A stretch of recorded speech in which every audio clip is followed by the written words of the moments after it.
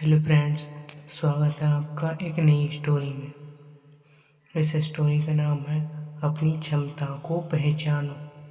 एक गांव में एक आलसी आदमी रहता था।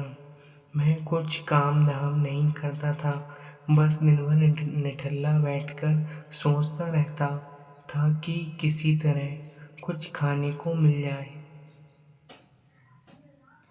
एक दिन वह यूं ही घूमते घूमते आम के एक बाग में पहुंच गया।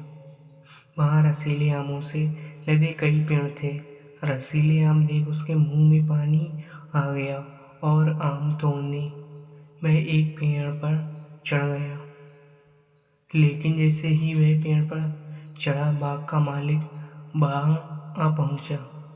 बाग के मालिक को देख आलसी आदमी डर गया और जैसे तैसे पेड़ से उतरकर वहां से भाग खड़ा हुआ।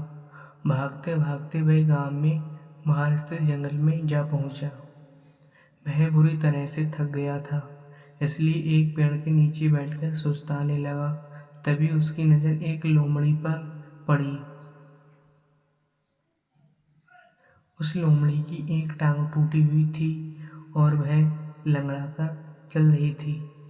लोमड़ी को देख आलसी आदमी सोचने लगा कि ऐसी हालत में भी इस जंगली जानवरों से भरे जंगल में ये लोमड़ी बच कैसे गई। इसका अब तक शिकार कैसे नहीं हुआ। जिज्ञासा में वह एक पेड़ पर चढ़ गया और वहां बैठकर देखने लगा कि अब इस लोमड़ी के साथ आगे क्या होगा।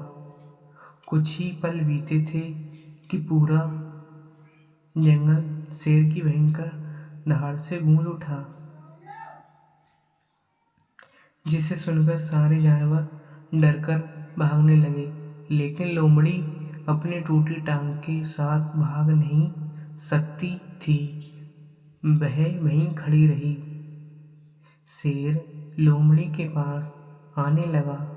आलसी आदमी ने सोचा कि अब शेर लोमड़ी को मारकर खा जाएगा, लेकिन आगे जो हुआ वह कुछ अजीब था। शेर लोमड़ी के पास पहुंचकर खड़ा हो गया। उसके मुंह में मांस का एक टुकड़ा था, जिसे उसने लोमड़ी के सामने गिरा दिया।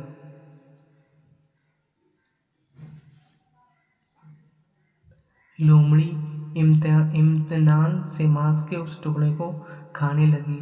थोड़ी देर बाद शेर वहां से चला गया।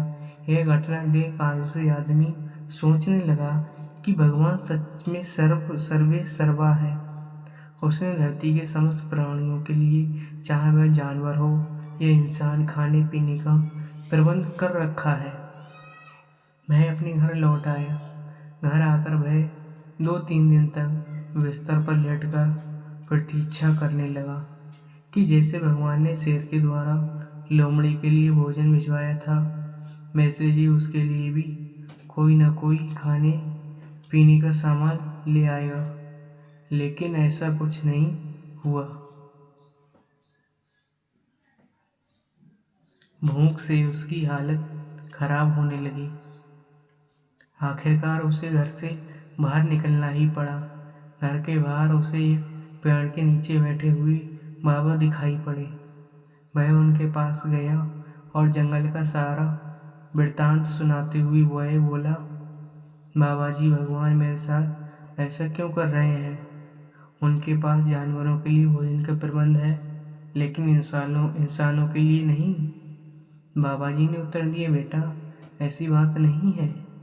भगवान के पास सारे प्रबंध हैं, दूसरों की तरह तुम्हारे लिए भी। लेकिन बात यह है कि वे तुम्हें लोमड़ी नहीं, शेर बनाना चाहते हैं। सीख, हम सब के भीतर क्षमताओं का असीम भंडार है। बस अपनी अज्ञानतावश हम उन्हें पहचान नहीं पाते और स्वयं को कमतर समझकर दूसरों की सहायता की प्रतीक्षा करते रहते हैं।